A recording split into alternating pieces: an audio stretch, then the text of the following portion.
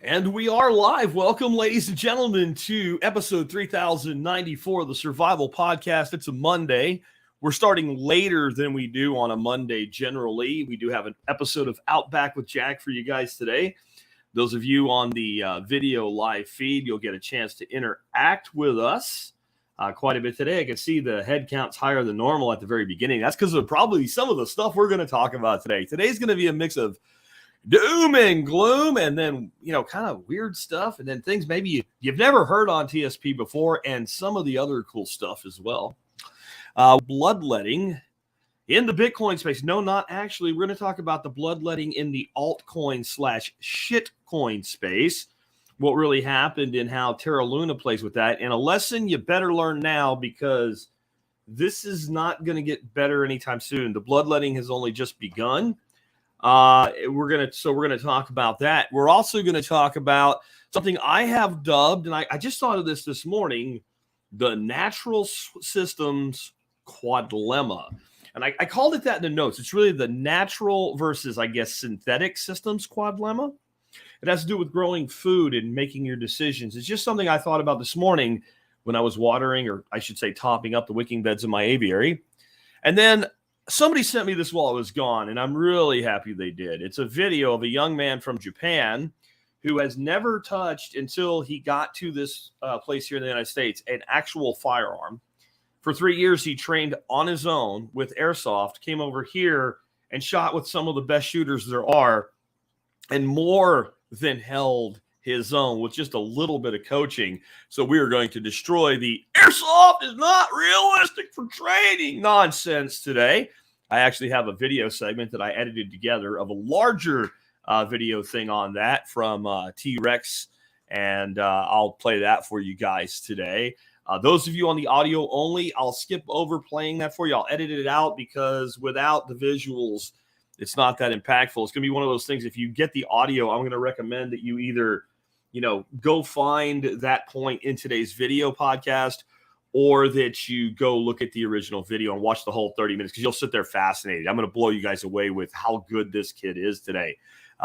He's a kid. Even like, I know old guys we call 30-year-olds kid. No, this is a kid, and he is phenomenal.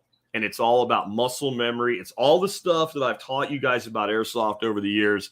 And I have some thoughts about how maybe we should be using airsoft in training kids. And I think maybe it's even a part-time side hustle or even full-time business idea.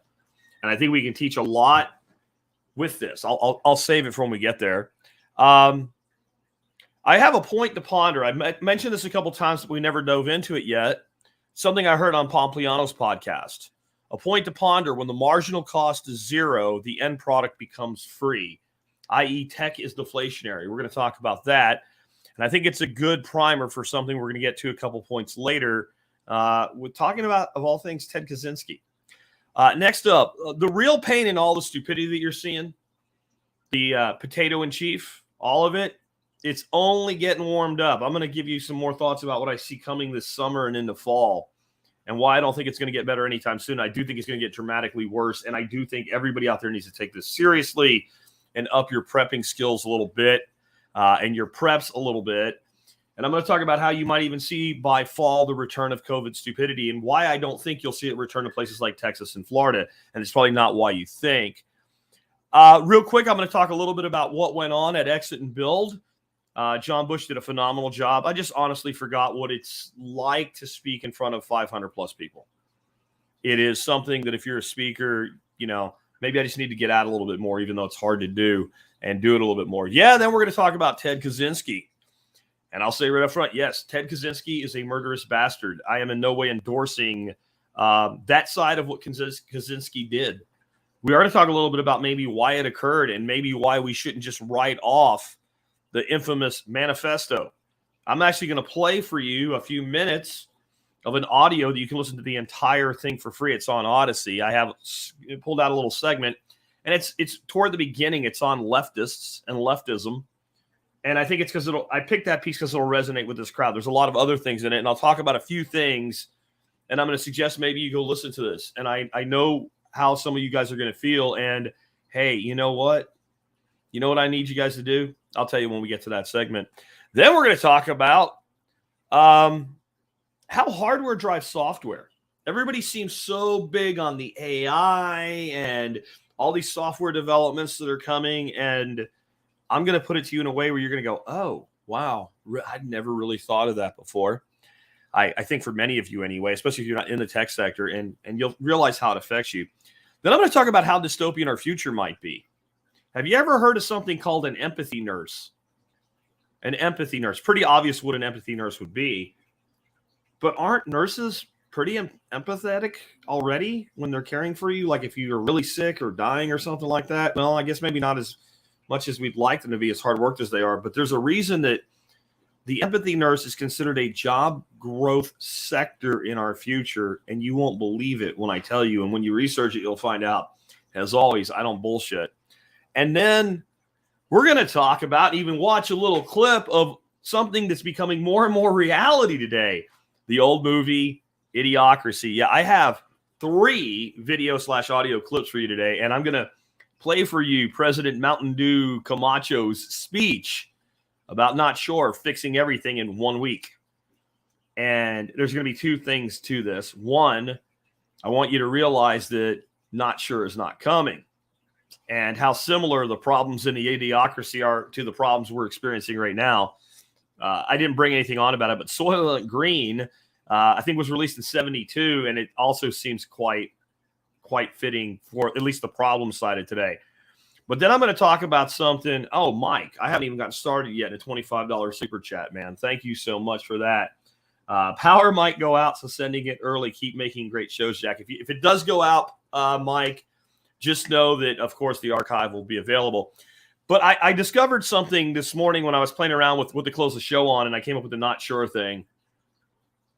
And we all have to be not sure and what that really means. And I think it might blow you away just a little bit when I get to it. So that's what we're covering today.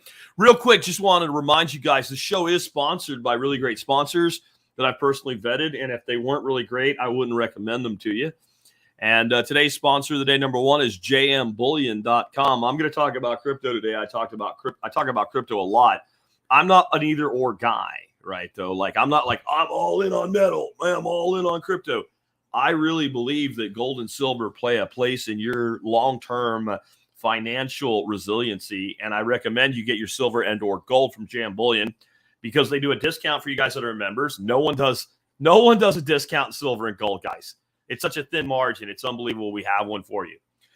You also will get your shipping for free, and you'll get better pricing than giant silver houses like Monex and APMEX and Lear Capital. In fact, I told Lear Capital to go screw when they asked not once but twice to sponsor this show because I like working with people like JM Bullion that actually care about you guys on the other end of the deal. Next up today, ridgewallet.com. I actually do carry a Ridge wallet everywhere I go. There it is right there. I've been carrying it for over 3 years now. They approached me. I said, I don't know if this fits my audience. They said, let us send you one. I got one. I had to get rid of a bunch of crap out of my billfold. I'm glad I did. It protects me from identity theft. It looks really cool. It works great.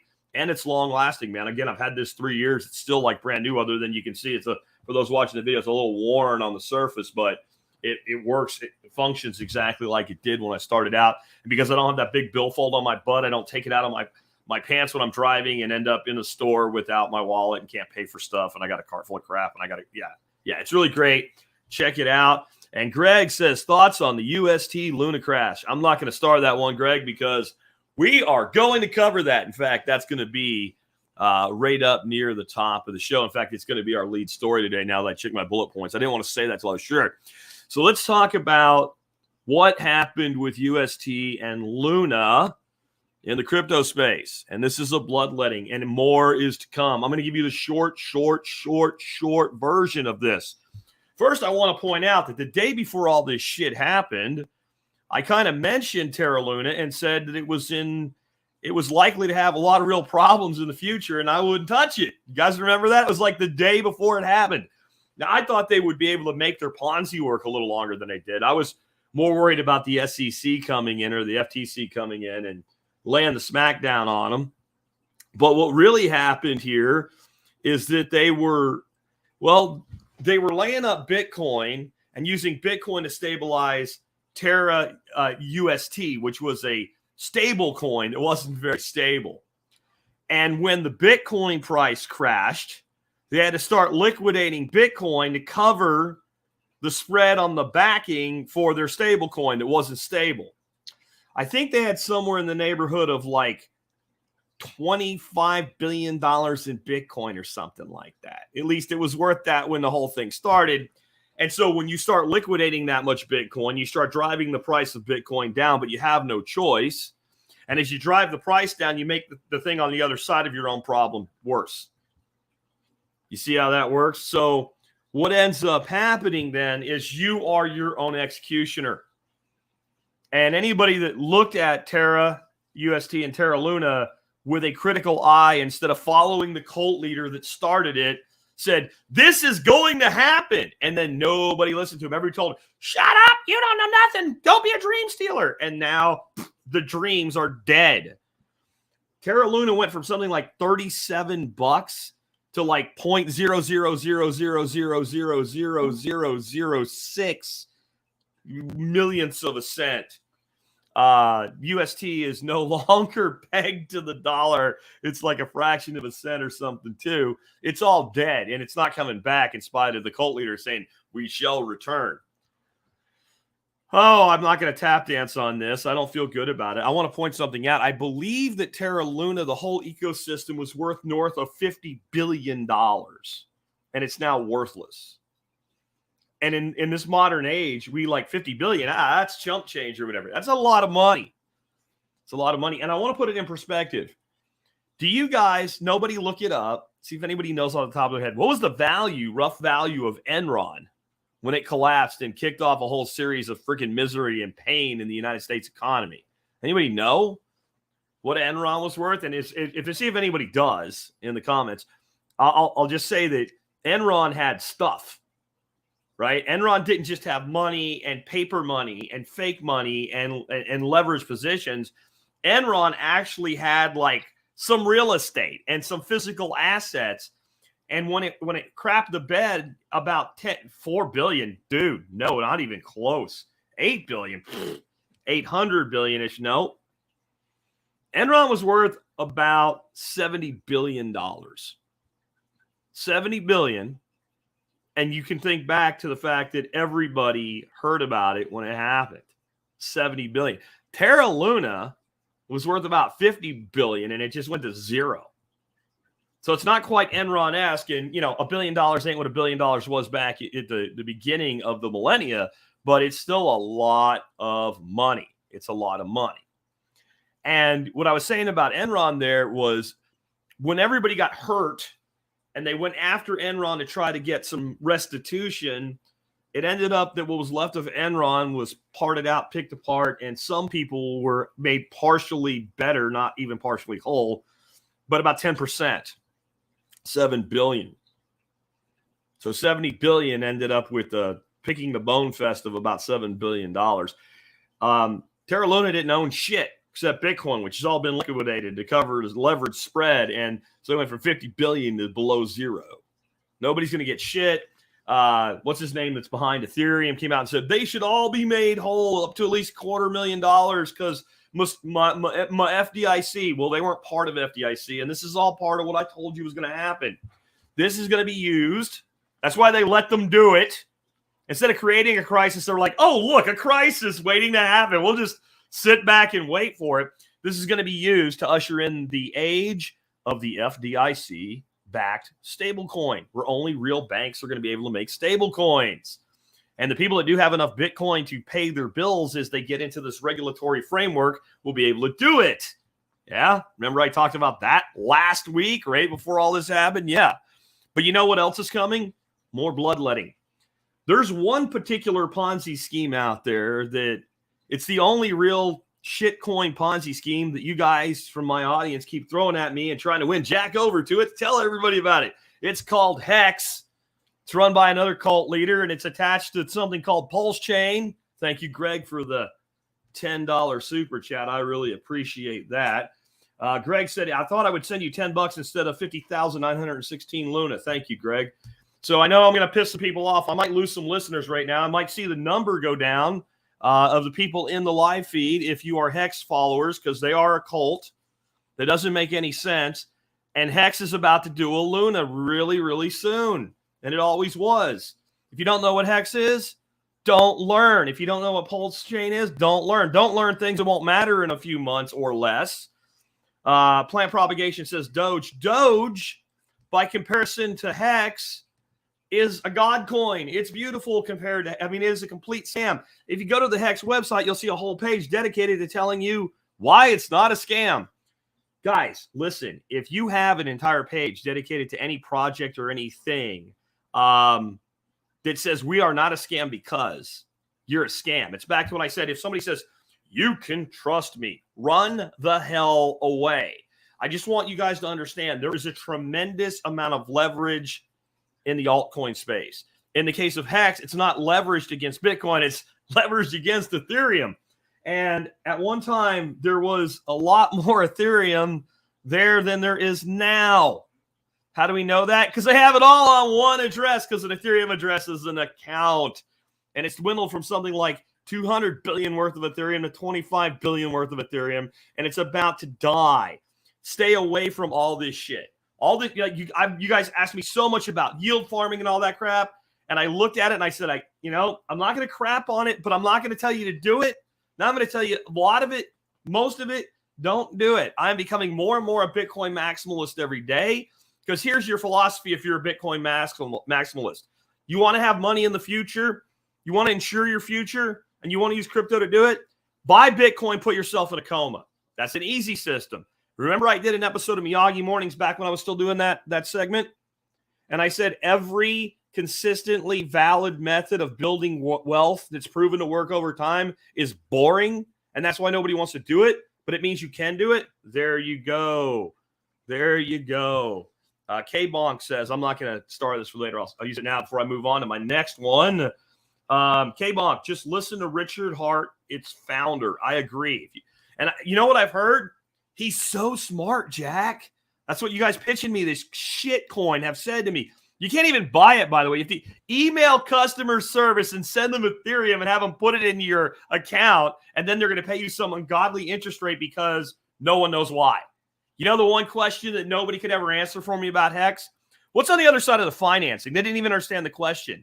You get some stupid shit like 13% on it, and it's not like a proof of stake coin that has a short yield that goes down over time or something. No. No, it's just because locking up your money has value. No shit. That's the whole thing. The money has value over time, so locking it up earns you a reward, and we have built-in inflation that pays it. Okay. All right.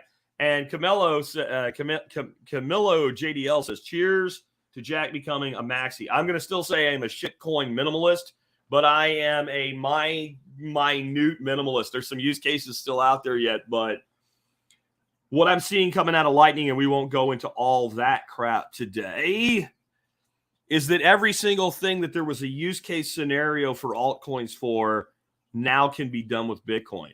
Now that I can do micro tipping easily, I can tip somebody a nickel. And by the way, I didn't get it done today, but I'm going to add a thing when I'm doing my live stream. Maybe up there where the Val head is in the corner. Instead, there'll be a little QR code. You guys can tip me on Lightning instead of super chatting me.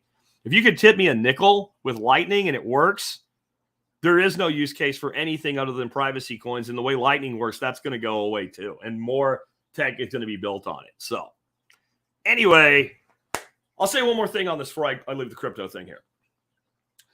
The real purpose of Bitcoin was to eliminate the power to print money at will, because the power is like the one ring that rules them all.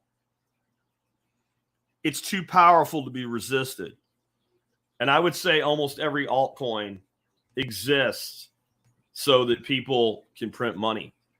And the reason that people do an alt instead of integrate Bitcoin into their technology, maybe we'll do this tomorrow because it's too long and I got to go on, but it's because they can print money with it and the temptation is too powerful. Moving on, I want to talk about the natural systems quadlemma, because many of you are just getting into growing your own food right now. And I want you to think about this. So the technology trilemma, right, which is a real word instead of a made-up one like I made up this morning with the natural versus synthetic systems quadlemma, is You can have it fast, reliable, or cheap. That's the technology trilemma. I can give you fast and reliable. It ain't going to be cheap.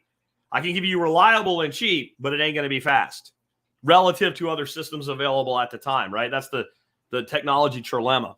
The natural systems quadlemma is it can be, and this is the thing, it's not a direct corollary, so don't try to make it one. In the natural systems, we can have it's natural and it fails, or it's natural and it works. And we can have it synthetic and it works, or synthetic and it fails. And we have to add to it a time quotient. So does dumping NPK fertilizer on soil work to grow plants? It's synthetic and it works. Can't say it doesn't. Humankind would be dead. But it also fails eventually. So we're going to let that go for a second.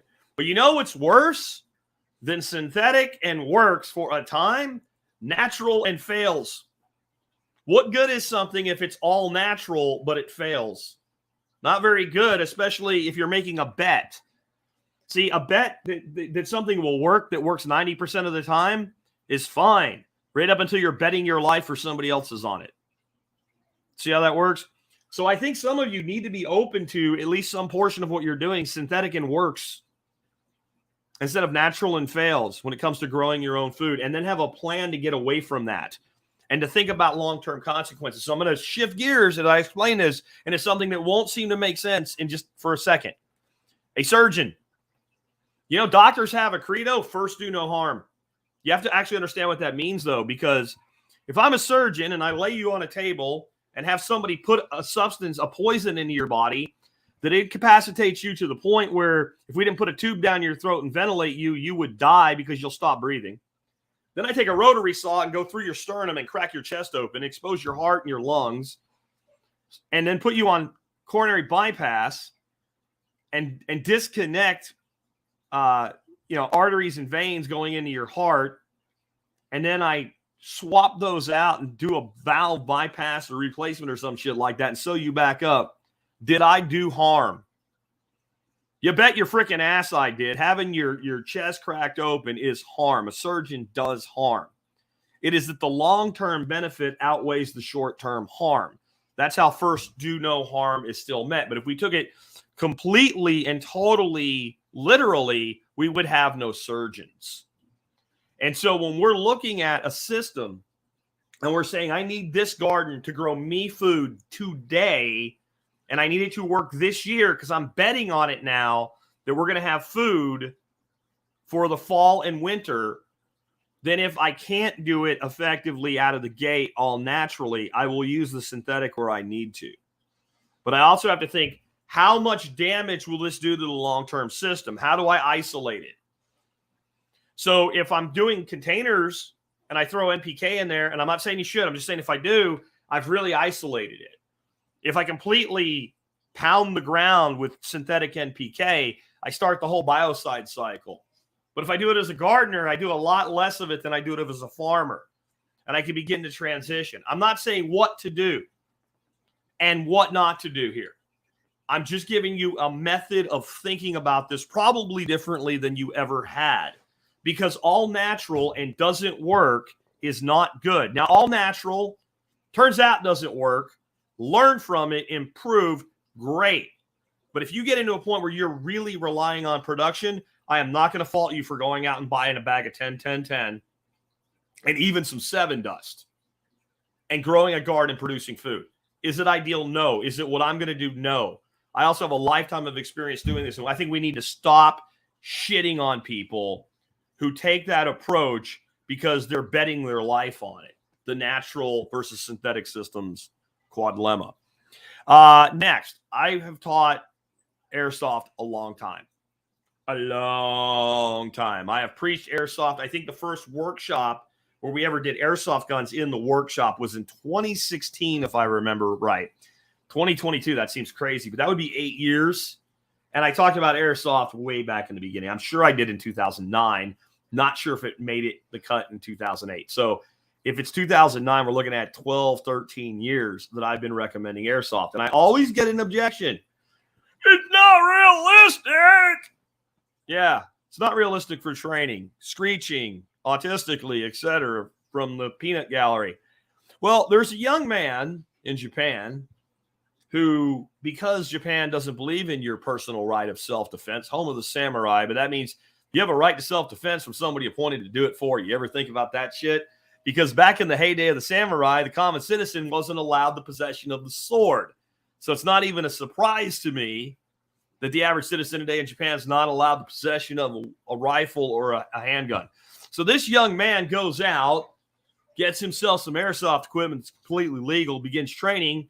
And instead of like looking at all the crap we do over here, where we have airsoft games and people shoot at each other and play basically airsoft tag, he looks at the people that he really wants to emulate, the people doing tactical drills. He doesn't take any courses. He doesn't go to any training. He just watches these people over and over and emulates them and follows them. And he reaches out to T-Rex and says, hey, I'd love to come to the United States and actually shoot a real gun. And they reach out to their community and they do some fundraising and they fly this young man over and they bring him out on the range. And it doesn't go instantly perfect, but it goes almost instantly perfect. There is a certain amount of recoil that you have to deal with, et cetera, like that. But this kid goes through about a half a magazine with each weapon system before he realizes how it works. And what I'm about to show you is not just amazing in his effectiveness. I purposefully included in this short segment some malfunctions, including, you're going to see a malfunction. I'm pretty sure what happened. I'm not 100%, but I'm pretty sure what happened. It's a switching drill. So we're rifle, handgun, rifle, and each time there's a reload. Okay? And one shot and a reload and a switch to the other weapon. I'm pretty sure what happened is the instructor stole his magazine for switching a magazine to the AR on the second round. So he had no magazine, so he had to intuitively go to his handgun. It took a second. But listen to the guys watching him when it happens, because if you've ever done this kind of shooting, many of you haven't. If you have, it's way more impressive. We've all been there that have done it. And some of the malfunctions are natural. A lot of the malfunctions in this type of training, your instructor made it happen. They did things to cause a malfunction to make you do the drills so it will happen. And the fellow shooters and the watch the instructor's face when some of this stuff's going on. And again, for those of you on the audio only, I'm going to jump ahead for you, but come check this kid out. This is amazing. I'll have some thoughts when it's done. You'll wait. And then as soon as you hear the timer, fire and then move. All right. All right. Stand by.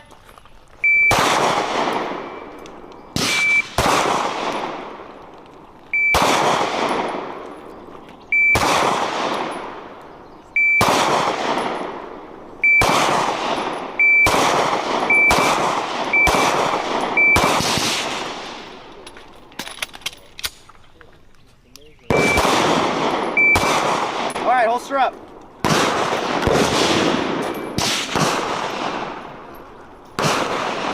That's good, good. All right, this will be great.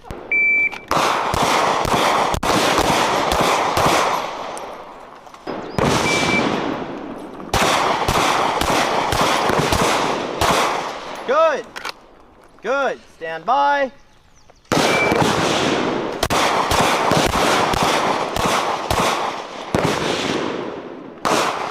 All right.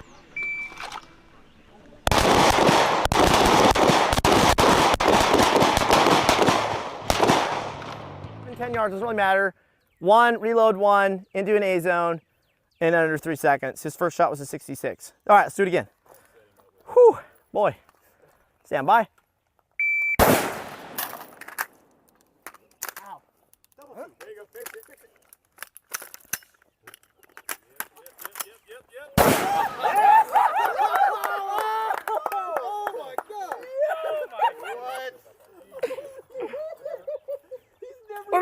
What is this? What are we watching? All right, now, transition. So, here. So now we'll do this.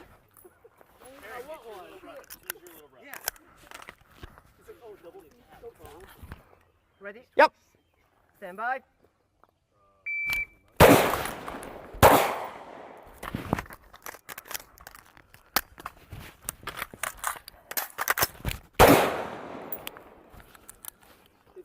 All right. Looks horrible compared to Liku. Are you ready? Yep. Stand by.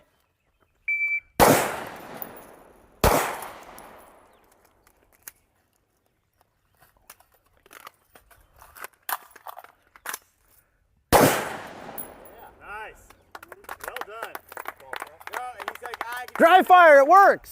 It works. Hey, again, one more. One more. Let's do it again. This is 10:26. All right, stand by. Ow.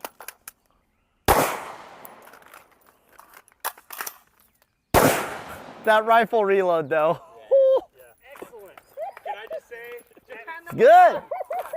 Holy cow. All right, let's do it again. Holy cow. Stand by.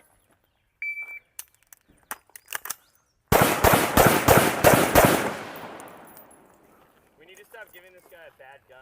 Like who? Way too many malfunctions. That wasn't a malfunction. All right. Let's get it. Stand by. Oh. Yes. Hey, faster. All right, Drew, careful. Stand by. All right, let's go faster. Show. Faster shooting. Bang, bang, bang, bang, bang, bang. Stand by.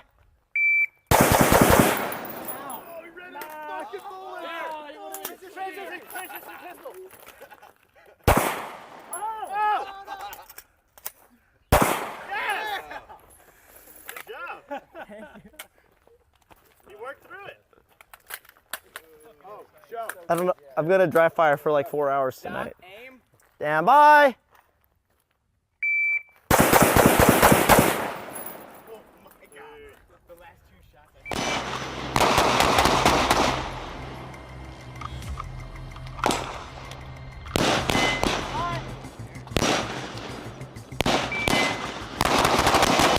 So a lot of people on the internet and a lot of just people in society today believe that formal and professional education is the only way to learn everything or anything.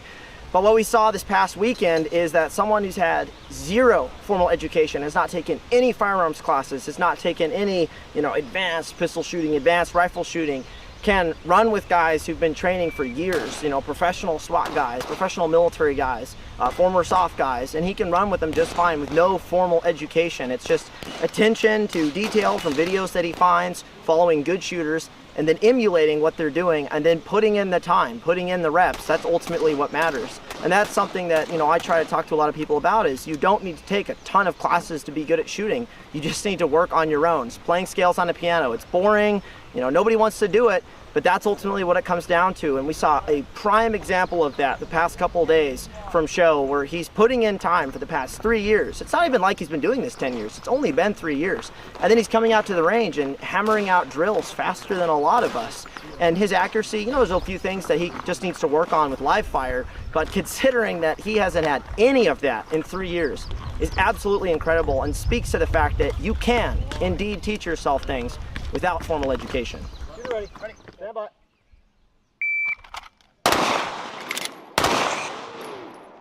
228. First shot, 9-9. Fast. Shooter ready. Stand by.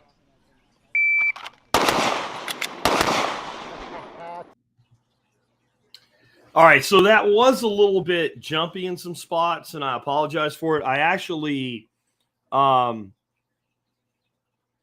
took the extra step of stripping that video down and editing that together instead of just playing a segment to avoid that. And usually it works. So I apologize for the skippiness, but I think you get the gist of that. I want to point something out too. One of the commenters here says, from playing Counter-Strike half my youth and not being in a country where guns are allowed, you count the remaining bullets in the mags if you're a pro. The kid is badass, though, no question about it. See, there's some things you don't know since you never took that training. So you don't always get to count your mags because often your instructor loads your mags, and the 30-round mag actually has 22 rounds in it, and one of the rounds is set up to designed to create the mechanical failure. Like I said, in the one instance where he's doing the switching drill, The instructor stole his mag from his mag pouch. So you have to deal with the fact, hey, I thought I had a mag, I don't. So the reality of this training is way beyond what people think. And I didn't show the very beginning. The first few shots he fires, he's very good with his movement and his manual of arms of clearing weapons and things, but he doesn't really hit well. He's low because he's not used to actual recoil. But it takes again about a half a mag for this kid to do this. Somebody here said they've never seen an airsoft that ejects rounds that way. It doesn't matter. It doesn't matter. Yes, there's a difference. No, there's no equivalent to training live fire, but there's also no closer equivalent to training with good quality, professional level gas blowback airsoft guns that sell between $100 and $200 on average. Some of the AR PTRs, professional training rifles, you're more in the $300 to $400 range. But you can shoot all the time anywhere. So what this made me think of is all of the karate, jiu-jitsu, etc. studios out there that young people go to. You know, they do classes for adults and all, but we all know martial arts instructors would make no money without kids coming into their dojos. What about creating a airsoft dojo model and making it a way for young men and young women to learn discipline and skill sets? I just think that would be really, really awesome. Really, really awesome. And Mike says, I didn't realize that was all live fire first. I thought it was airsoft. Yeah, that was all live fire.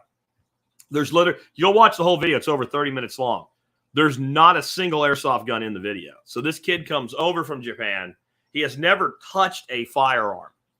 That's what makes this impressive. He's not just good. He's running toe-to-toe with people who have done this for most of their lives after 3 years of training. Does that mean everybody will do it? No, but it means it can be done. And this is why I think we need to formalize this a little bit more.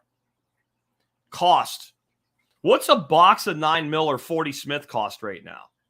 I don't even know because I have enough laid up that I don't really pay attention or care, but I know it ain't cheap. Okay, but here's a bigger question. You want to set up a tactical training school? What's the cost of your insurance? What's the cost of a location where you can actually do it?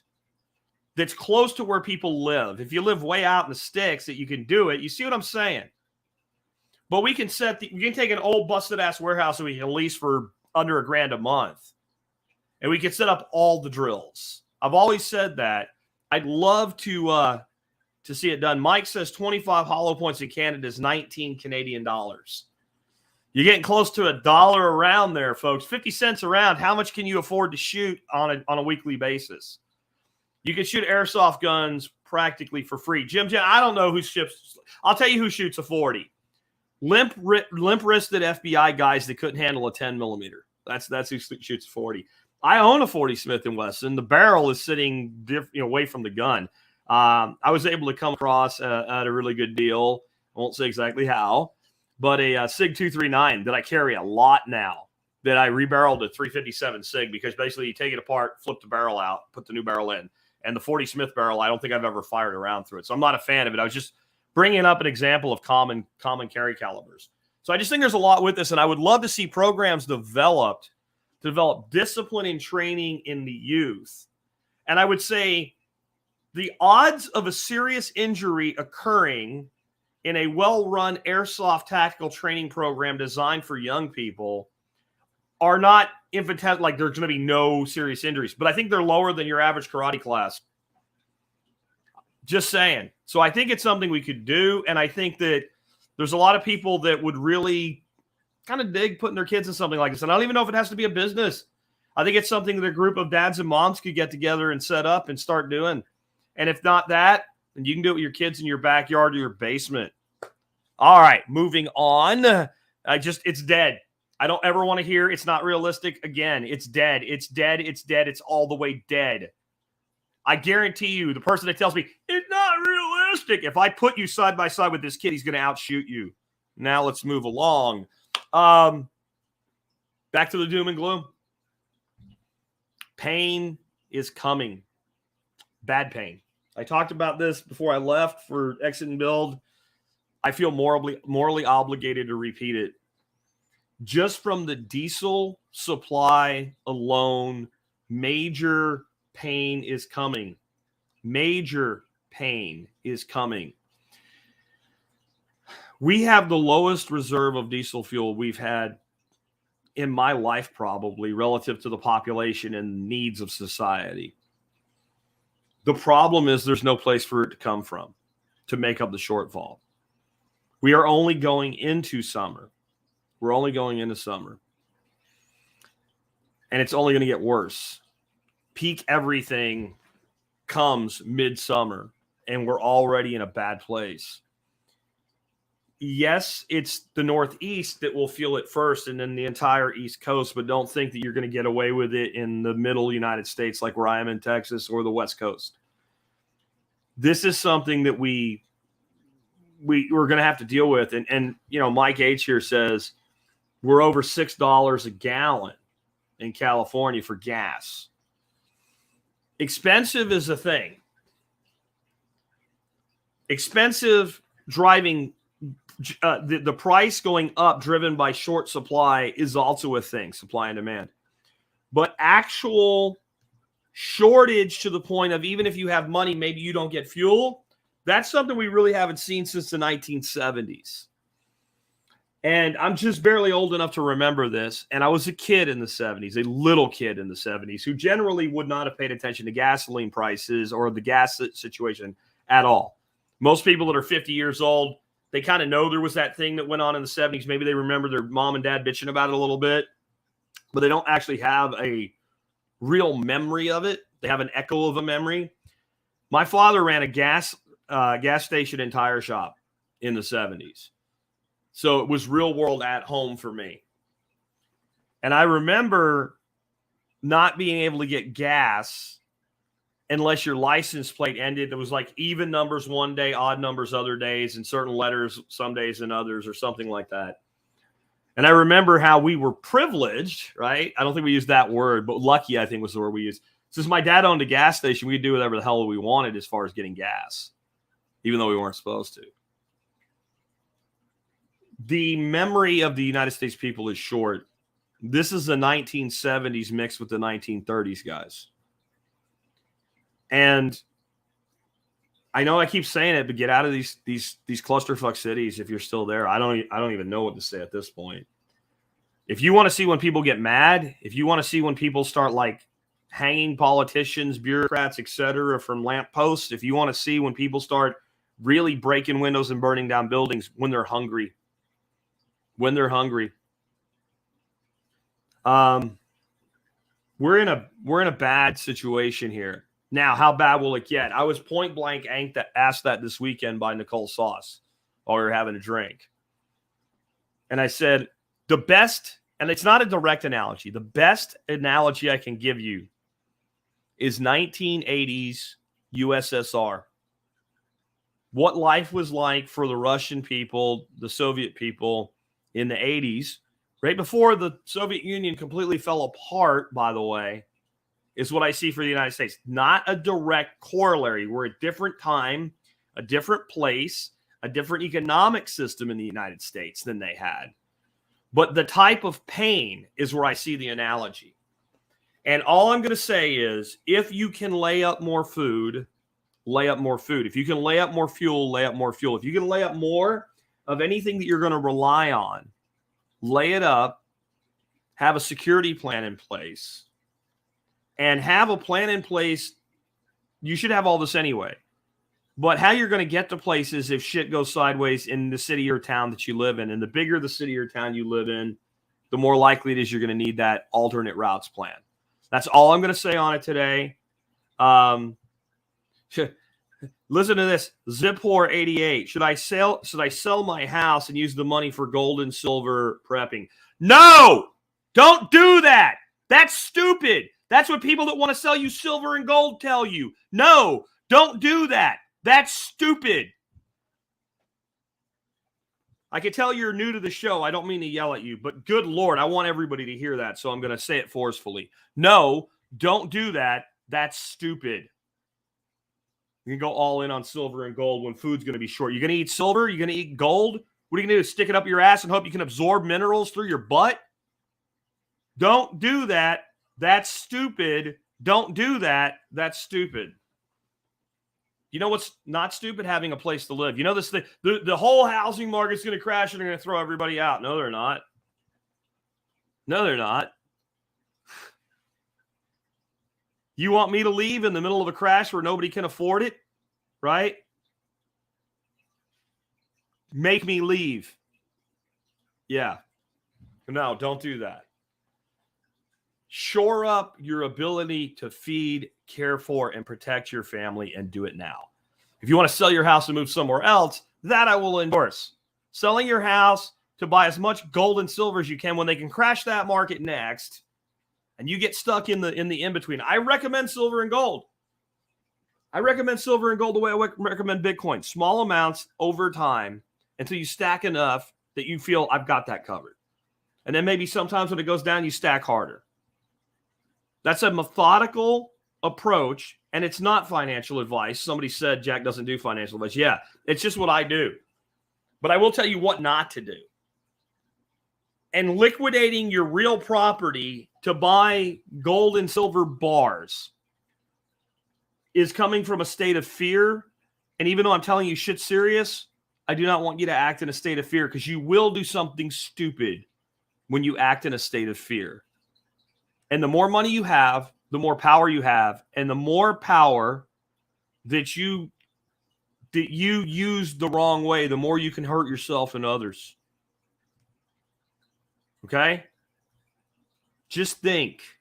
And the reason I use the analogy of the 1980s in Soviet Union, almost everybody involved got through it. Just some got through it better than others. That's the big analogy here. We can get through this. And remember, if you're asking questions, it is important that you use all caps, because I don't have time to read them all right now as they come in and chat. And I am starring them so I can at least get them in review. I won't answer them all today. We're going to go a bit long. But yeah, we are going to have supply chain issues with agriculture and energy and everything.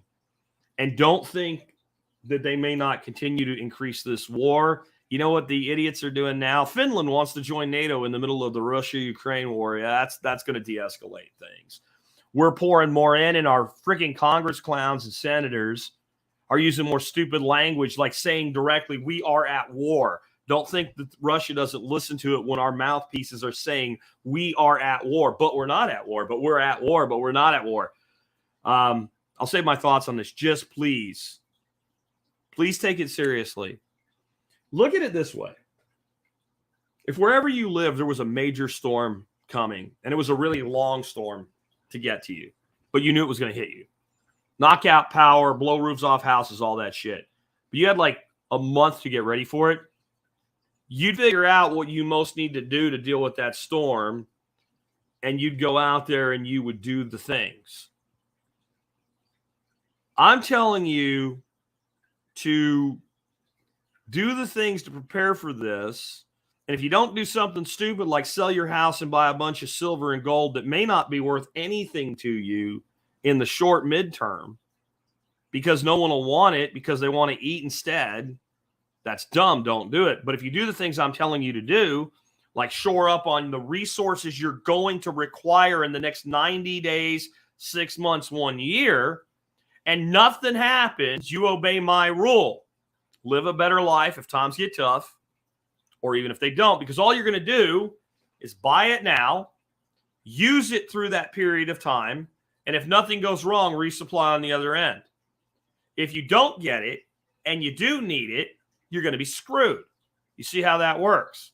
So I'm telling you, my gut is it's going to be bad, and I am a humble person, even though sometimes I sound like I'm not. I know what I don't know what I don't know, but I know that I don't know. Okay? Because you can't know exactly what you don't know because you don't know it, right? There's actually a book that came out in the 70s, I think it was. Beautiful green book, gold lettering on it, said what you don't know. It's like 200 pages. They were all blank to make the point, right? I don't know how bad it's going to get. I don't know if I'm right. I do know that the probability is high. And I do know shoring up where you could fall short of things you need can't really hurt you. Maybe you pay a little more during a shortage for it, right? But since you're going to use it anyway, you would have bought the thing anyway. Maybe you would have paid 20% less for it if the price comes down on the other side. Big freaking deal. I'd rather have paid 20% more for some shit that I was going to need, got to the other side and been okay and really didn't need to do it, than be in the middle of it and not be able to get it and be hungry and look at my kids and wonder whether or not I could feed them the next day. Or we're settling for ramen, boys. Okay? And I'm just on a serious note here because I know this is a joke, but net worth staked in Bitcoin for Jakistan. Don't do it. Don't wait on me for Jakistan. I'm not here to save you. We'll talk about that at the end of the show, so we'll skip ahead. Don't wait for anybody. Don't wait for anything. These last two talks I gave at Exit and Build and then at Float Fest, there's all these plans. We're going to have these communities. We're going to do these big things. The technology's coming, blah, blah, blah. I think it's all great. Love the big vision. But don't wait. Act now. That's what I wanted to put under you. Anyway, sorry for yelling, but I just don't want anybody to do dumb shit out of fear. On the whole speaking thing, a good friend of mine, and Nicole Sauce, are thinking about putting together our own really large engagement. So don't think because I'm saying this, I'm going to stop building. We're thinking ahead to next year about doing something more specific to our audience about growing. Grow your food, grow yourself, grow your money, right? I mean, something like that. And bringing together awesome people, maybe 1,000 awesome people, top line. So we're thinking about building while everything's falling apart. The title of my first speech at Exit and Build was Build Your Empire While Theirs Crumbles. So I'm still building. I'm optimistic. Don't let this all be gloom and doom. It's urgency because the better you get through a thing, the more you can capitalize on the other side. We're thinking about doing that. And one of the many reasons that myself and Nicole and this other gentleman came up with as we talked about it this weekend is how much I love doing it. Seeing people be inspired, having people come up and saying, hey, I'm going to go do a thing. I want you guys to do the things, do all the things that are necessary to make your life better. Don't let the fear of the shit that I'm telling you could happen prevent you from doing what you could do. The 70s were miserable for some people. My dad did really well. There were a lot of millionaires created right in the middle of the Great Depression. Some of the most iconic, largest brands in America today that are falling into woke stupidity, unfortunately, now, but they were built in the middle of the Great Depression. I mean, really, like one of the best things you can do to get your mind right about all this, watch the show. It's on History, I think. It's called The Food That Built America. Like, go back and watch it from the beginning, man. Go build. And we're thinking about building something to help builders build. Like one of the coolest networking, gathering, conferences, educational things ever. Because, man, did I love doing it. So I did one talk on Friday. I closed down everything on Friday evening. Build your empire while those crumble, while theirs crumbles. And then Sunday, Nicole Sauce, John Bush, and I did a panel discussion on entrepreneurship. And I got absolutely on fire with passion because I believe that every one of you out there can build something right now. And the companies that do well, the people that do well, build while blood runs in the streets. That's what they do. When everybody else is freaking out, they keep their head. You know, I'm not going to do it today. I should have set it aside, maybe having somebody else read it for you. If by Rudyard Kipling. That's how far school has fallen. The government schools. They sucked when I was a kid, but they were at least useful in some ways. We had to memorize If by Rudyard Kipling when I was in school. Today we're worried about pronoun fluidity and shit. Go read that. Read that poem to yourself every day until you start acting like a winner. And yeah, don't wait on us, but we're going to do something cool. So be there when we're ready to do it with you. All right, next, back to the gloom and doom.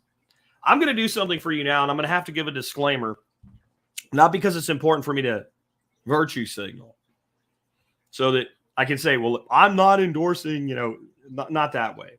I'm doing it more because first, I know it's going to be necessary because some asshole somewhere is going to take out some of what I'm going to say along with what I'm about to play that's from Ted Kaczynski's manifesto and say, Jack Spirko thinks Ted Kaczynski's a hero or some stupid shit like that. Okay? And when you see it happen, I want you to point to this segment right here where I'm introducing it and show what an asshole that person is. Ted Kaczynski is a murderous piece of shit of a human being who killed people who did nothing wrong to try to make a point. And a prison at best, which is where he is where he needs to be. And if you like, there's a great movie about this. It's on Netflix. I don't have Netflix anymore. I don't remember what it's called, but it's like a mini series on it. You'll get some empathy and sympathy for Kaczynski. If you actually listen to interviews with him while he's in prison, a lot of your empathy will evaporate into contempt. Not a good guy. He also had an IQ, I believe, of like 180 or something, though. And most of you have probably never read a word or heard a word of his whole manifesto on industrial society. And the reason you haven't heard it is because people that are in charge of shit don't really want you to hear it. And it's actually phenomenal when it was written for what he says. Not just in the piece I'm about to play for you, but some stuff I'm going to talk about after you hear this. So I want to play this for you now. And Mike says, I'm pretty sure he was involved with LSD experiments in his early years. I do want to say something about that before I play this, right?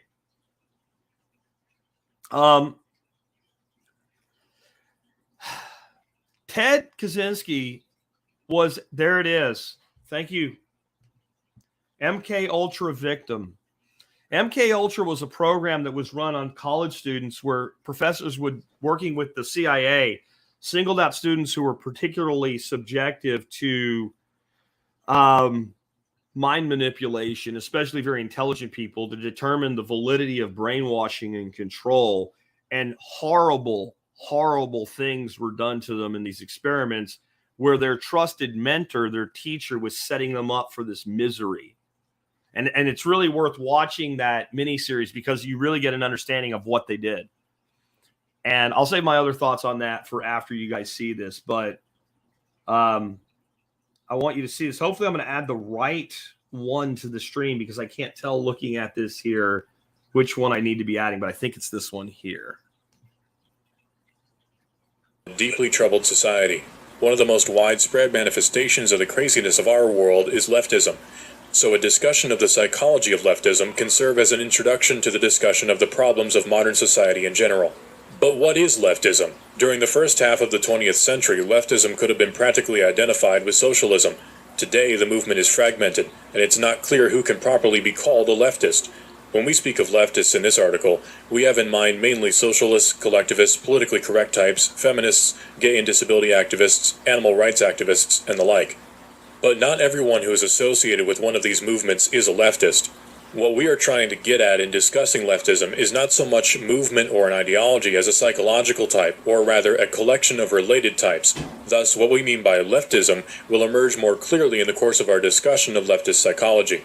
Even so, our conception of leftism will remain a good deal less clear than we would wish, but there doesn't seem to be any remedy for this. All we are trying to do here is indicate in a rough and approximate way the two psychological tendencies that we believe are the main driving force of modern leftism. We by no means claim to be telling the whole truth about leftist psychology. Also, our discussion is meant to apply to modern leftism only. We leave open the discussion of the extent to which our discussion could be applied to the leftists of the 19th and 20th centuries. The two psychological tendencies that underlie modern leftism we call feelings of inferiority and over-socialization. Feelings of inferiority are characteristic of modern leftism as a whole, while over-socialization is characteristic only of a certain segment of modern leftism, but this segment is highly influential. Feelings of inferiority. By feelings of inferiority, we mean not only inferiority feelings in the strict sense, but a whole spectrum of related traits: low self-esteem, feelings of powerlessness, depressive tendencies, defeatism, guilt, self-hatred, etc. We argue that modern leftists tend to have some such feelings, possibly more or less repressed, and that these feelings are decisive in determining the direction of modern leftism. When someone interprets as derogatory almost anything that is said about him, or about groups with whom he identifies, we conclude that he has inferiority feelings or low self-esteem. This tendency is pronounced among minority rights activists, whether or not they belong to the minority groups whose rights they defend. They are hypersensitive about the words used to designate minorities and about anything that is said concerning minorities. The terms Negro, Oriental, Handicapped, or Chick for an African, an Asian, a disabled person, or a woman originally had no derogatory connotation. Broad and Chick were the feminine equivalents of guy, dude, or fellow. The negative connotations have been attached to these terms by the activists themselves. Some animal rights activists have gone so far as to reject the word pet and insist on its replacement by animal companion. Leftish anthropologists go to great lengths to avoid saying anything about primitive peoples that could conceivably be interpreted as negative. They want to replace the word primitive by non-literate. They may seem almost paranoid about anything that might suggest that any primitive culture is inferior to ours. We do not mean to imply that primitive cultures are inferior to ours. We merely point out the hypersensitivity of leftish anthropologists. Those who are most sensitive about politically incorrect terminology are not the average black ghetto dweller, Asian immigrant, abused woman, or disabled person, but a minority of activists, many of whom do not even belong to any oppressed group but come from privileged strata of society. Political correctness has its stronghold among university professors who have secure employment with comfortable salaries, and the majority of whom are heterosexual white males from upper to middle class families. Many leftists have an intense identification with the problems of groups that have an image of being weak, women, defeated, American Indians, repellent, homosexuals, or otherwise inferior. The leftists themselves feel that these groups are inferior. They would never admit to themselves that they have such feelings, but it is precisely because they do see these groups as inferior that they identify with their problems. We do not mean to suggest that women, Indians, etc. are inferior. We're only making a point about leftist psychology. Feminists are desperately anxious to prove that women are as strong and as capable as men. Clearly they are nagged by a fear that women may not be as strong and as capable as men. Leftists tend to hate anything that has an image of being strong, good, and successful. They hate America, they hate Western civilization, they hate white males, they hate rationality. The reasons that leftists give for hating the West, etc., clearly do not correspond with their real motives. They say they hate the West because it is warlike, imperialistic, sexist, ethnocentric, and so forth. But where these same faults appear in socialist countries or in primitive cultures, the leftists find excuses for them. Or at best he grudgingly admits that they exist, whereas he enthusiastically points out, and often greatly exaggerates, these faults where they appear in Western civilization. Thus it is clear that these faults are not the leftist's real motive for hating America and the West. He hates America and the West because they are strong and successful. Words like self-confidence, self-reliance, initiative, enterprise, optimism, etc. play little role in the liberal and leftist vocabulary. The leftist is anti-individualistic, pro-collectivist. He wants society to solve everyone's problems for them, satisfy everyone's needs for them, take care of them. He's not the sort of person who has an inner sense of confidence in his ability to solve his own problems and satisfy his own needs. The leftist is antagonistic to the concept of competition because, deep inside, he feels like a loser. Art forms that appeal to modern leftish intellectuals tend to focus on sordidness, defeat, and despair, or else they take an orgiastic tone, throwing off rational control as if there were no hope of accomplishing anything through rational calculation, and all that was left was to immerse oneself in the sensations of the moment. Modern leftish philosophers tend to dismiss reason, science, objective reality, and to insist that everything is culturally relative. It is true that one can ask serious questions about the foundations of scientific knowledge and about how, if at all, the concept of objective reality can be defined. But it is obvious that modern leftish philosophers are not simply cool-headed logicians systematically analyzing the foundations of knowledge. They are deeply involved emotionally in their attack on truth and reality. All right, guys, let me get that off the screen there. There were some interesting responses to that actually were what I expected. There's people that are shocked that that wasn't written now, today, in the modern day. It was published September 19th, 1995. Now, again, I'm not propping up Kaczynski as a man. I'm saying these ideas are not what people think they were. the guy was like, even when they, so what happened? Here's what happened for those that don't know. I sometimes I forget that there's a lot of people alive today that weren't even that would be old enough to listen to me, or maybe they weren't not alive in 1995, but they weren't old enough to remember anything. You were dropping a load in your diaper in 95, so you don't remember how big a story this was. So he had sent quite a few bombs in the mail. I think he killed 1 or 2 actual people. He seriously maimed and injured others. And this went on over almost a decade. I think it was actually over a decade from the first bomb to the last bomb. And he wanted this manifesto published, and he said, if you publish it, I won't bomb anybody anymore. And it was then published. I don't remember exactly who published it. It might have been the Washington Post.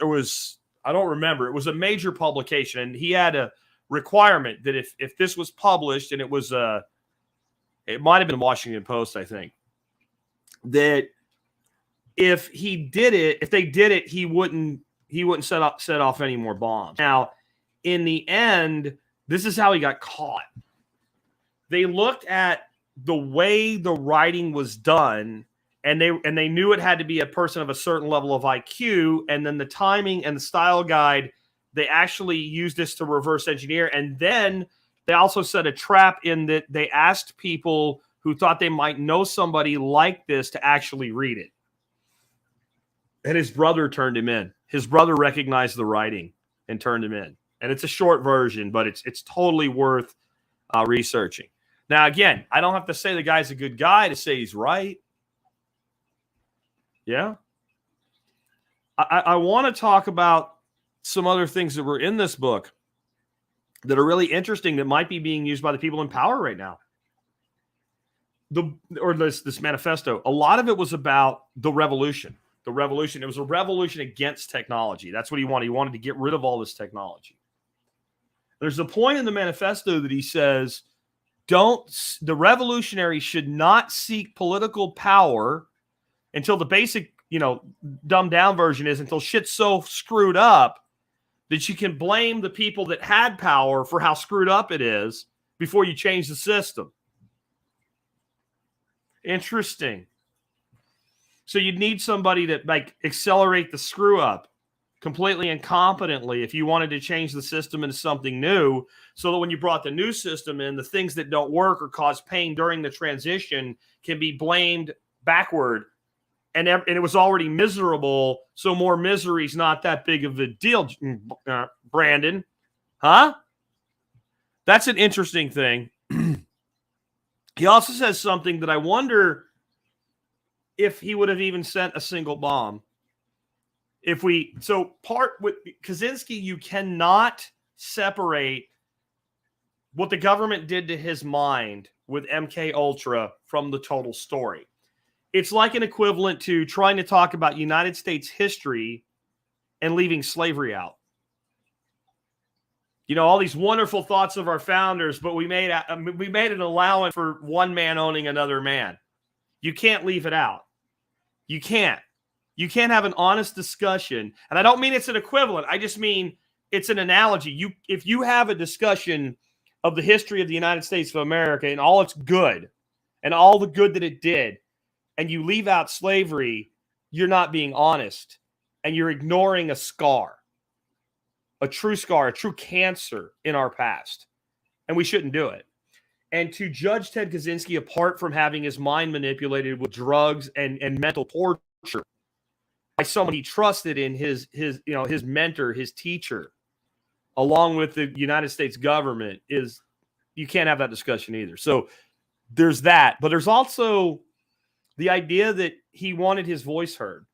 And he really thought he was right. And I think he got a lot wrong, and I think he got a lot right, to just sum it up on what he wrote, not what he did. Just to be clear, because I know some asshole's going to do this, guys. I know it. But if Ted Kaczynski was in his early days right now with his theories, where anybody can reach anybody like I'm doing right now, even with the censorship across social media and all, might he have not felt that he needed to get in a newspaper? And might he have thought his way to get into the newspaper was through mayhem and death and malice? And if you don't put him through MK Ultra, does Ted Kaczynski manifest as a theologian or a podcaster or something like that if he manifests originally after the genesis of the modern internet? I don't know. I'm not saying he would. I'm just saying it's an interesting thing to think about. And that brings me to another thing. A lot of times people get the thing right, but they get the how wrong. So I think it was Arthur C. Clarke that in his fiction prophesied accurately satellites. That there would be these things that would be up in space around our round planet, sorry, flat earthers. And that signals would be able to bounce off them and enable communications around the world. He literally said, if it wasn't Clarke, it was somebody like one of his contemporaries that wrote about satellites. Yeah, I forget. I'm sorry, guys. Thank you, Mike. Some people might not even know who this Kaczynski guy was. You probably heard the term Unabomber. He was known as the Unabomber. And I really recommend that you look up the miniseries and watch it. And then just don't have too much sympathy for the man.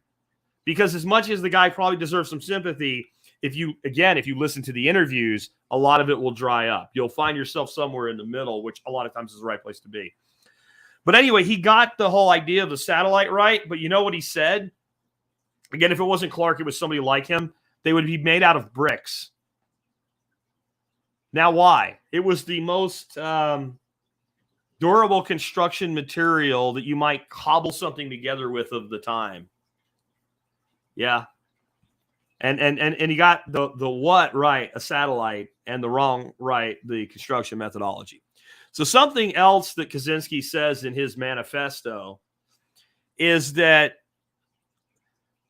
technology falls apart, it goes backwards, it regresses in history, but only if it's organizationally dependent. This is going to blow your mind if you have an understanding of blockchain here in a second.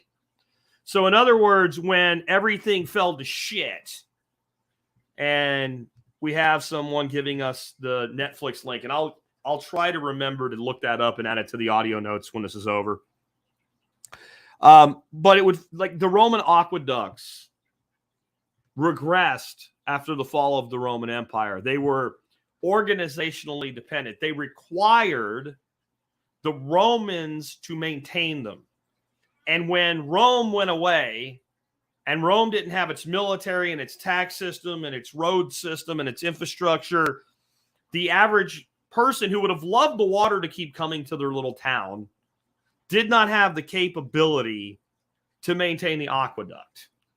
But if they had a stream that ran through, a local craftsman could make a water wheel, so the water wheel never went away.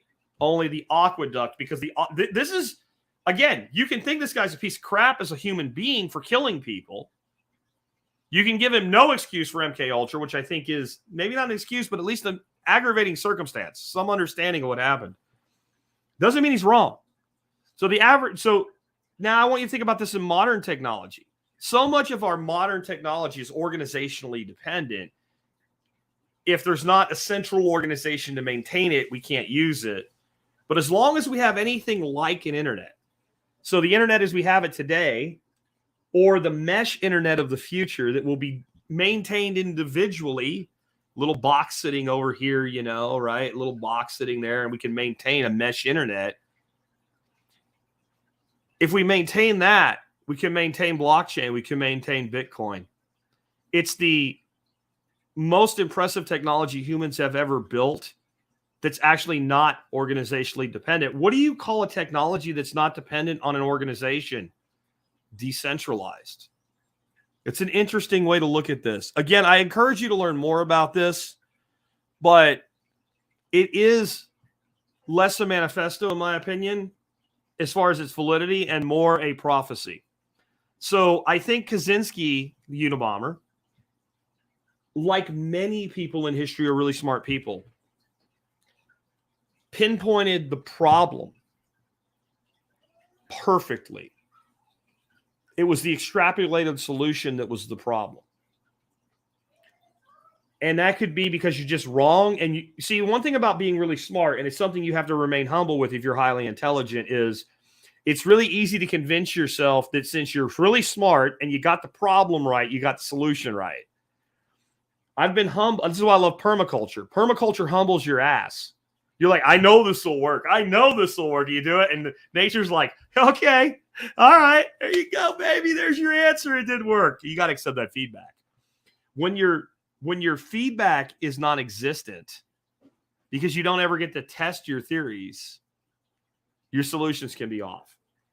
I would take it like many modern vegans are good people and smart people. And some do it purely for nutritional reasons. Just that's fine. That's fine. But there's a lot of them that correctly identified the problem. How we treat animals in the modern food system is horrible. No living creature should be treated like a cow that goes to a CAFO out near Lubbock, Texas, that stands in its own shit up to its elbows. That should never happen to a living creature. I and the vegan completely agree. What's my solution? Let's put the cows on grass where they belong, run grazing systems, and let them have one bad second in their life. Their solution is never eat a cow. So you can get the problem right and the solution wrong. Because what do we do with all the cows if we're not going to eat them? Kill them? What's the purpose of a modern cow? Right? So you're going to save the cow by killing all the cows and getting rid of all the cows and then having no ruminants to graze your systems, further causing the ecological damage. You see how that works? I think Kaczynski had a lot of that going on. He had the problem correctly identified, but maybe he didn't have the solution. And maybe it was just because the technology that was necessary for the solution wasn't there. Now, here's the other side of it. His point was any technology that can be used to control society, to socialize people, which we think is a good thing, will be used to socialize people and it's a bad thing, to control and condition them.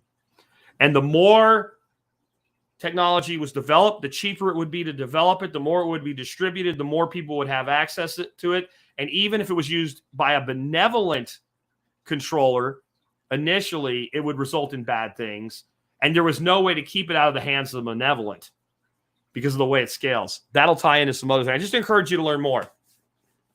And that goes straight on to where we're going next.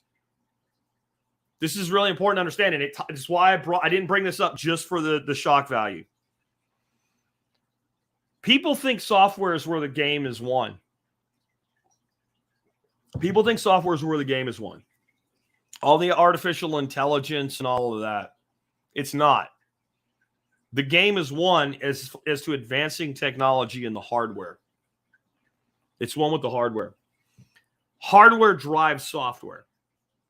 So I want you to think about, imagine you got a group together of the smartest computer programmers on the planet, the people at the absolute cutting edge of what's possible today. You made a giant think tank out of them. And you said, we'll fund it, build anything. And then you played a nasty trick by some sort of godlike power, Q-like power from the Star Trek universe. You went, whoop. The year is 1982. Go ahead. Start coding. What are they going to do? Something cool. Maybe a little bit better than an Atari 2600, right? But not much better. Why? Processor speeds, hard drive capacity. Yeah, you don't have a real internet. Al Gore ain't created it yet. You can dial into some message boards individually, but you don't have an interop. Whereas if you understood what the internet was supposed to be and all these phone lines are there and we could use them, what are you going to use for computer servers? Where are you going to build your data centers with? It is the hardware that makes the software deployable. It is the hardware that's coming, right? And a lot of it already exists. It just needs to be assembled and pieced together and made upgradable through software that's going to enable mesh internet. Where we're like, yeah, turn us off. We don't care. On the other side of it, when the marginal cost is zero, the end product becomes free. Technology is also deflationary at the same time. So if we're going to have a deflationary technology, right, and all technology is deflationary, right? All real technology is deflationary. That's why you can buy a 70-inch flat screen television in 2022, even inflation adjusted, for a fraction of what you could have bought a 25-inch television color TV in 1975 for. I mean, we all know just by observation, right? And I'm back to another year that some of y'all weren't even born yet.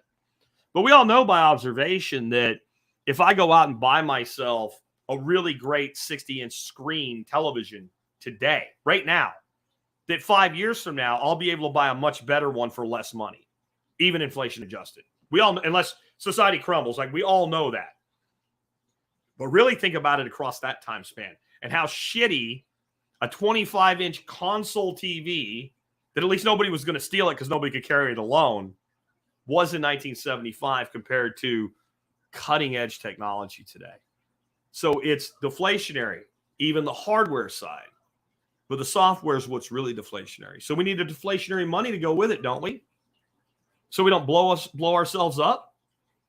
How does that work? So, you know, you have a smartphone. When's the last time any of you guys bought a calculator? Why not? It's free. Are there any calculator apps you pay money for? I don't mean like calculation apps. I mean, literally, it's just a calculator. You enter numbers and get an answer. I don't think anybody sells one of those. Why would you? There's no money in making one anymore. So it became free. It's distributed. You have a calculator app on your phone. It's free. You have a computer. Any OS on any computer has a built-in, like a Mac has a built-in calculator app. A Windows machine has a built-in calculator app. When you get the marginal cost to zero, meaning it doesn't cost me anything to produce it except one time. I have to pay to produce it one time. And once it's produced, it's produced. Even if I can still sell it, because software is like printing money because of that. I develop the software once, I sell it over and over again. But over time, anything I can produce with a marginal cost, meaning the next rendition of it is free, will become zero. It's a race to the bottom. You might as well go to zero as fast as you can. And it's just something to think about, and think about how hardware is driving everything that happens, and how that maybe this dystopian future that was painted by Ted Kaczynski doesn't all have to happen. See, I snuck that all in there to screw it up for you.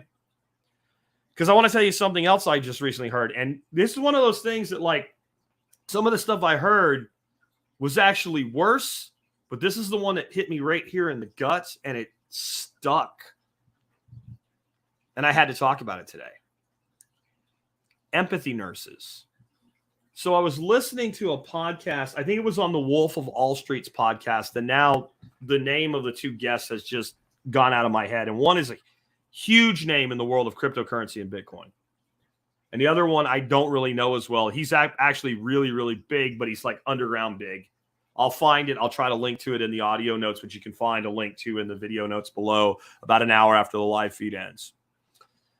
But the one of them said that one of the biggest employment growth sectors in the future is already projected to be empathy nurses. What is an empathy nurse? An empathy nurse is when you go to a hospital or a nursing home and you're going to be really sick and you may not make it, or you're going to die and we know you're going to die. And all your care is going to be done by robots and automation and AI. Oh, you need some more of this? Well, we'll just turn it up. You need a little less of that? We'll turn it down. You're a little bit cold? We'll warm your bed. A little bit hot? We'll cool it down a little bit. Like, not actually all in. Not every bit of that's bad. That means nobody can be tired and on break and you needed some help and they didn't show up, so you didn't get your medication, and then you didn't just die, but you died in a lot of pain when you didn't have to. Something like that, right? So where's the empathy nurse come in? You're in hospice now. And you can't do it at home. You're in the hospital. And the AI is seeing all your needs until that moment we all find out what's on the other side, if anything. You need somebody to hold your hand. You need somebody to touch your arm. You need somebody to listen to you, to hear you. And I heard that. I thought, wow, that's That's actually really dark. That we replace what humans do with so much technology that we need this. And this is not a, well, it might happen. This is like literally there are plans for this now. People that are like recruiters that recruit people for jobs are already thinking this is one of our growth sectors in the future. That's how real this is. Then check this shit out. I talked to some people at the Exit and Build about this, and I get two different stories. I get some of the people that are doulas, which are like the people that help women through pregnancy, are beginning to actually do this already for other things.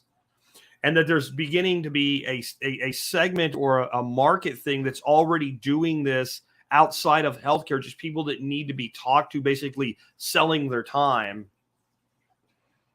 to listen and pay attention. We're getting to a place where we have so much disconnection from humanity that people are willing to pay other people to listen to them. You think it's new? What do you think therapy is? You know, mental therapy, where you talk to a therapist and they help you work through your life. We all know that they spend 90% of their time not talking, just getting you to talk and hearing what you have to say, and you talk through your shit. A lot of times their advice really isn't any good, or they refuse to give any advice. Maybe they pretend to write shit down, but they're doodling crap. They're really not paying attention, but they give you the sense that somebody gives a shit. People become hooked on them. They start paying them. I don't mean to draw any analogies here that mean that somebody doing this is doing this other thing instead. But how many rich guys hire call girls because they listen and talk? How many people hire people in that space and they don't even have sex? More than you'd think. We are so disconnected from humanity already that people are paying for a connection to humanity. Guys, that's dark. And we've been doing it for a long time. And somebody here said, that's the term right there. Crystal Hardesty said, death doula. Saw this, but it was more for people that knew they were going to die and they were there to help the person and the family. Yeah, it's the same type of thing. But sometimes maybe it's not because you're dying, but you're just alone. Well, what happens when we replace so much of what we do as people with machines? And then there's the really scary part. The gentleman that was talking said, and eventually the machines will do it so well you'll believe it and you won't need a person. It's pretty dark. Thinking about dystopian futures, there's a little movie. I was surprised how many people, I was talking about this movie this weekend too with people. How many people have never seen this movie? It's called Idiocracy. It's a comedy, but it's starting to be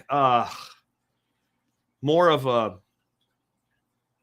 preliminary documentary, I guess you'd say, like a prophetic documentary, what's coming, how we're acting.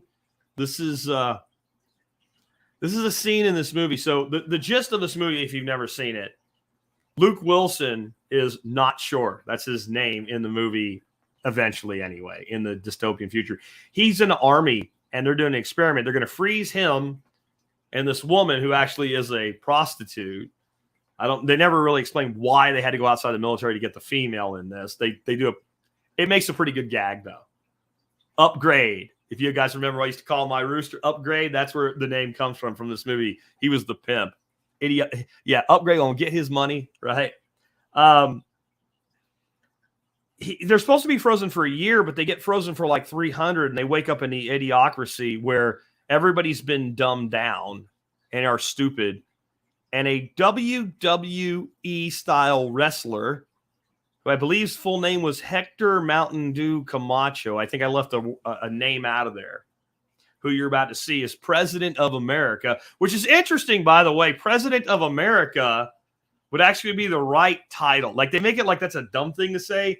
I'm not going to get into the stuff that people will call conspiracy today, but President of America, not the United States, would be an interesting change to that term. That wouldn't be quite so idiotic. But it turns out that our friend, who ends up with the name Not Sure, and I won't tell you how it happens, Dorito. Yeah, Dorito. We will talk about Dorito. This is great. But he turns out to be the smartest person alive.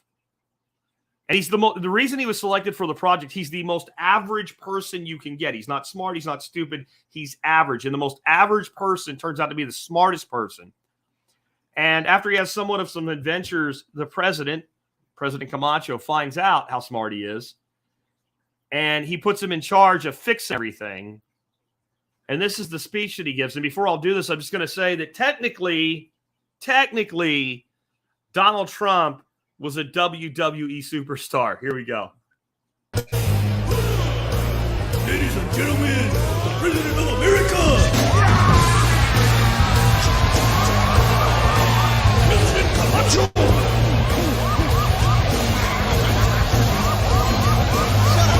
Shut up! Sit your monkey ass down. Chill out.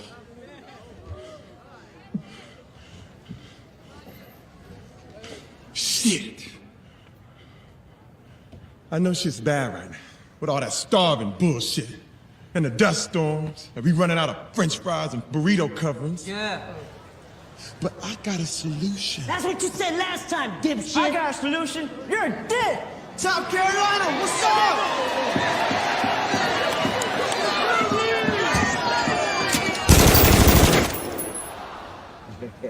That's what I thought.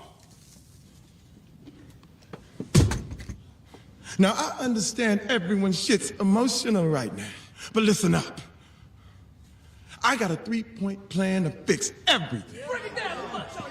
Number one, we got this guy not sure. Number two, he's got a higher IQ than any man alive. And number three, he's gonna fix everything. I give you my word as president. He'll fix the problems with all the dead crops. He's gonna make them grow again. And that ain't all. I give you my word. He's gonna fix the dust storms too. I give you my word. He's gonna fix the economy. He's so smart. He's gonna do it all in 1 week. President Camacho stood before the world and promised everyone that Joe would solve all their problems. He would not only end the Dust Bowl and heal the economy, but he would cure acne and car sickness as well. And if he didn't, President Camacho made another promise. He would kick Joe's smart balls all the way up to the roof of his smart mouth, and then he would throw his brainy ass back in jail. Okay, guys. If you've never seen the movie, it's totally worth watching. And did anybody else find it ironic that the actual, like the average guy that's now the smartest guy in the room is named Joe? Just saying, that's probably coincidence. And I'm not being ironic. I really mean that. But the interesting thing in this is the way that this happened in it becoming the Idiocracy is the smart people stopped having babies and the stupid people kept reproducing. Tying it back to Unabomber Kaczynski, right? There's a point in his manifesto where he says the following, some version of it, like I don't have it memorized or some shit like that, but that basically the people that are most resistant to governmental authority and see problems in the situation with the environment, and they see too many people around and all of the problems that we're dealing with, because they think that having more children will add to the problem, would be likely to have less children. And therefore, the people with a predisposition, either genetically or because of the way they're brought up, to resist the government will put themselves out of the population, leaving the population that's behind to be the people that are complacent and compliant. Now, this is not a direct analogy because I'm not going to give it away, because if you haven't seen it, you need to watch it. And I don't want to give everything away in the movie. Okay. But there's an interesting corollary there. The wrong type of people reproducing and the right type of people not reproducing result in a dystopian future being led by the Idiocracy. It's kind of spooky, isn't it? A little bit, I'd say. So what does this teach us? I hit something today thinking about this that I never noticed before. The name, Not Sure. Not Sure, and I don't think this was intentional. If it was, then God bless the creator of this for being a freaking genius beyond genius, okay? I will tell you how he gets his name, not sure. I don't remember his, Joe something was his real name. But when he wakes up in this dystopian future, he can't think because he's been frozen for 300 years and he can't remember shit right. And he ends up in this thing and they're going to tattoo his arm. He doesn't really know that's going to happen. And they said, what's your name? Because you don't have, dumbass, you don't have your mark. Oh, you got to get marked on your arm, right? You get a tattoo and it's your ID. Yeah, interesting, right? So it's a pretty old movie, by the way. I'm just saying. So they're like, well, what's your name? He's like, I'm not sure. And it's like, not sure. And it tattoos not sure on his arm. And that becomes his name. In the movie, eventually not sure does save the day, though he has some adventures after that little speech. It doesn't work out so well for him. And he almost ends up dead. But he saves the day by giving the plants water instead of Brondo. If you don't know what that means, you'll have to watch the movie. But in all the problems, what really saves the day is just changing what we water the plants with and actually using water to water the plants with. And to quote Joe in the movie, Luke Wilson's character, I don't know a lot, but I know sometimes if you put water on the crops, they grow. The situation that they were in could not have been fixed just by doing that. That's one of the many fantasy things in it. But the truth is, not sure. I'm not sure. You're not sure. We're all not sure. We're all just regular guys and gals doing the best we can to get along. But we have to absolutely do our best, use our logic and common sense, and go forward. Because there is no other not sure coming to save us. There's no Republican president that's going to fix everything and do it in 1 week. It's not coming. We all have to be our own not sure. We all have to be our own solution. We all have to find our own answers, and we're not sure what those answers are yet. We're not even sure what all the problems that we're going to face are. If you would have told me 20 years ago, and I was not exactly not switched on, even though I hadn't started doing the show yet, but if you told me 20 years ago the shit that I was going to see happen in my life, and I had assumed I was going to live to be 100, and you told me by the time you're 100, you're going to see all this shit happen, I would have been like, you are crazy. And it all happened in 20 years. I'm not sure what comes in the next 20. I'm not sure. Maybe I need to make a t-shirt that says, I'm not sure. Right? Remember South Park? I broke the dam. No, I broke the dam. We all broke the dam. I'm not sure. We're all not sure.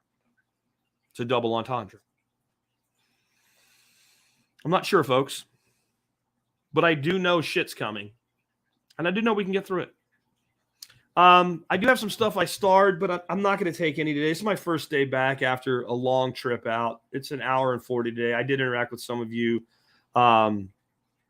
I might even go through this chat and use it for material for another show because it was really good. We covered a lot today, though, didn't we? Crypto and altcoins and leveraging and the natural systems quadlemma. Airsoft for training. It's a solution, guys. I'm all about the solutions. What happens when the marginal cost goes to zero? The real pain and all this stupidity is going to get worse. We know it's going to happen, and we're all not sure. A person who's been marketed as nothing but an insane lunatic that killed people for no reason. We've learned that there's incredible wisdom there. And I encourage you to learn more. There's a link in the show notes. You don't have to admire somebody to learn from them.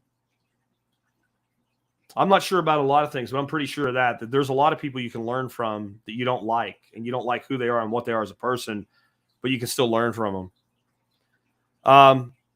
We've learned, I hope, in this walk that we've taken together for almost 14 years now. It'll be 14 years. About 1 month from today, we'll hit 14 years at TSP. That we're not sure. But we can be sure of one thing. There's one thing we can be sure of. As long as we're breathing, our mission here is not over. I'll catch you guys tomorrow with another episode.